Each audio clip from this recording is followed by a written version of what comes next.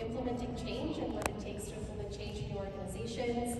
So, where we are with AI now is very similar to how you probably implemented process changes, technology changes in your organizations anyway. So please know that it is becoming a lot more common to talk about AI, although there's still a little bit of scariness around it, and we'll touch on those topics today.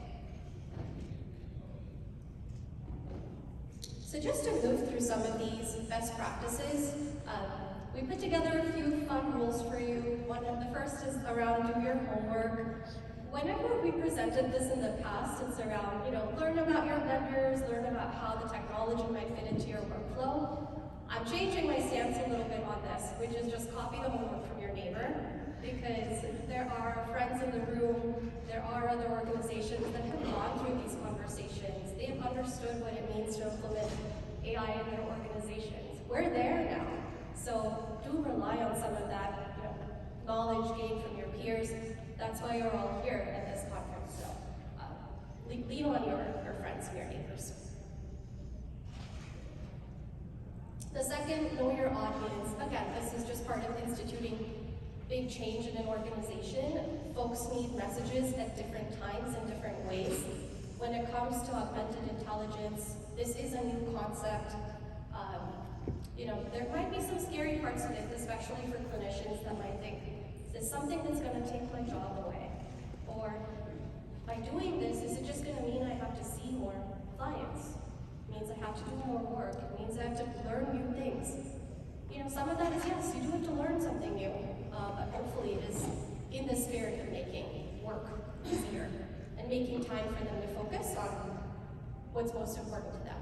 For the leaders in the room, the message for you all is, how do you distill something like this and make it something that you can track in your organization, something that you can make sure that you're getting the value out of over time? So there's some different sort of messaging that you might have to share with your teams. Identify your power users. You know who those people are, the ones who are your usual champions for change. So this is really in the spirit of that.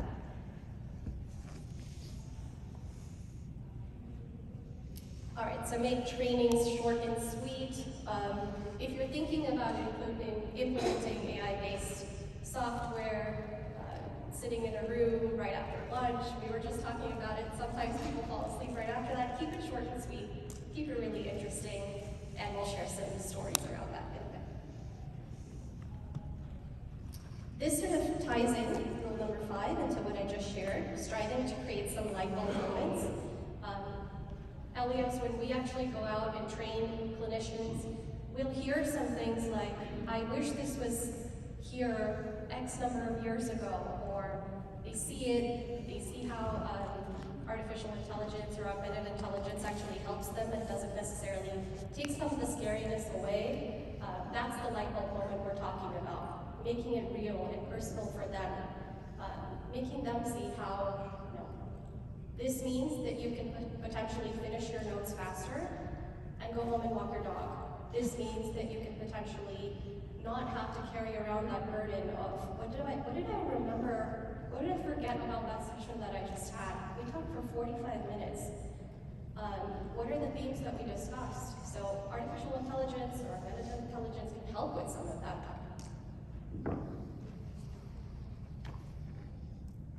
Okay. Getting staff excited about technology.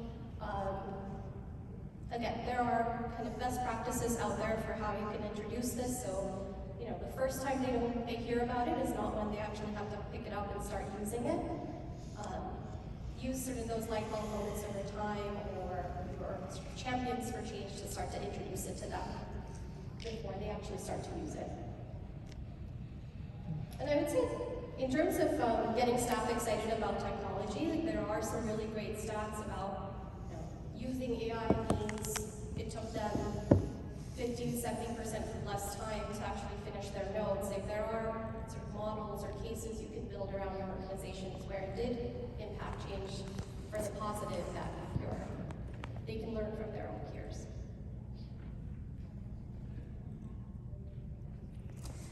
Okay, defining shared goals, again, as leaders in your organizations, as you're investing in new technology, you do need to be able to make the case of what has this improved for my staff? How did this bring value to my teams?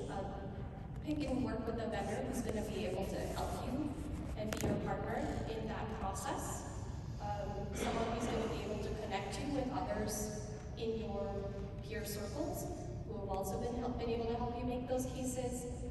So this is kind of what it's getting to, is what are the goals that are important to your organization? Is it around reducing staff burnout? Is it about impacting turnover rates? Is it about capturing additional potentially lost revenue? Is it about improving compliance? So choose your vendors who kind of know and understand that space and can help you make those cases for you.